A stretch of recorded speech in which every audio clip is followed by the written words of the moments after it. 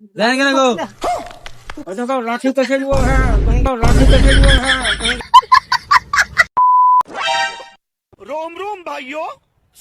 শুনবেন, একটা কাজ করবেন। বলছে আমাদের গ্রামে না একটা ছেলে গলায় দুই দিন মারা গেছে। দেখুন ওর ভূতটা সবকে জ্বালাছে, মানে বিরক্ত করছে আত্মা। বুঝতে পারছেন তো? দেখুন ওঝা ওঝা ভোঝা ডেকে আছে, ওঝা ডেকে আছে।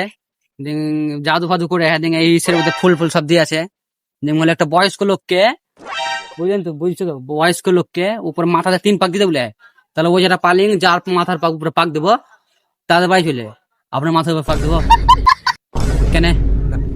কিছুই হবে না, না না, তুমি অন্য লোককে দাও গা, তাই কি না? কিছুই হবে না, 3 পাক দেবো। না, কেন? কি হবে? কিছুই হবে না। আমি দিতে দেবো কেন? আশ্চর্য ব্যাপার না। এমনি কিছুই না, না, গো, না। এটাকে একটু আগে না না, কি ফালতু কথা বলছো? আমি দিব না।